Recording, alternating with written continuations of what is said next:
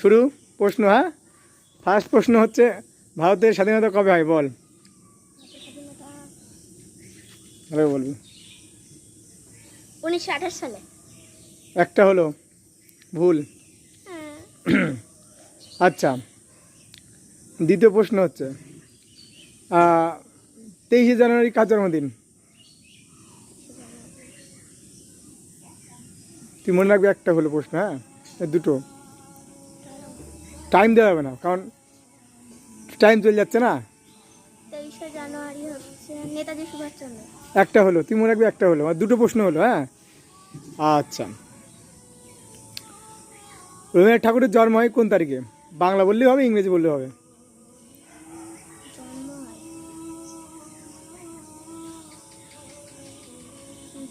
হয় তাহলে তিনটে প্রশ্ন হলো, একটা বললি, এখনো 7টা, ঠিক আছে। আচ্ছা, তোদের স্কুলটা কত সালে স্থাপিত হয় বল।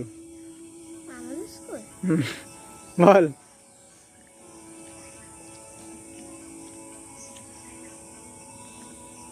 জানি না। আচ্ছা বলে না, 4টে প্রশ্ন হয়ে গেল, মানে একটা পেরেছি, আর 6টা প্রশ্ন আছে। হ্যাঁ, আচ্ছা, 12 জন্মদিন কার জন্মদিন? 12 জানুয়ারি বল। 12 জানুয়ারি কার জন্মদিন? হুম, রবীন্দ্রনাথ ঠাকুরের। বলো না, 5টা প্রশ্ন হয়ে গেল, আর 5টা আছে। হ্যাঁ, আচ্ছা বল, কদিন আগে একজন ব্যক্তির জন্মদিন হলো। হ্যাঁ, চিকিৎসা দিবস হিসেবে পালন করা হয়, কাকে বলতো?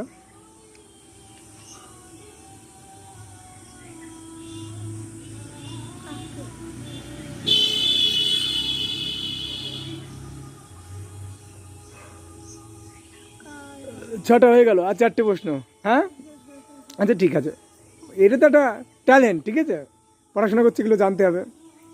আচ্ছা, বাংলা সাহিত্যের গদ্যের জনক কাকে বলা হয়? বাংলা সাথে গদ্যের জন্য হুম,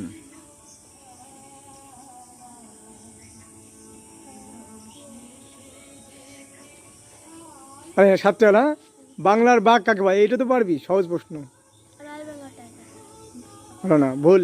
বাঘ কাকে বলে? বাংলার বাঘ কাকে বলে? ভুল হলো। হ্যাঁ, উত্তর আমি পরে সব উত্তরগুলো বলে দেবো না, ঠিক আছে। আচ্ছা, তাহলে 8টা হয়ে গেল, আর দুটো আছে। আর দুটো প্রশ্নের মধ্যে এখন বর্তমানে ভারতের প্রধানমন্ত্রী কে বল। বর্তমানে ভারতের প্রধানমন্ত্রী মোদি। ঠিক আছে, তাহলে দুটো হলো, 9টা। আচ্ছা, বর্তমানে আমাদের রাজ্যের মুখ্যমন্ত্রী কে? মুখ্যমন্ত্রী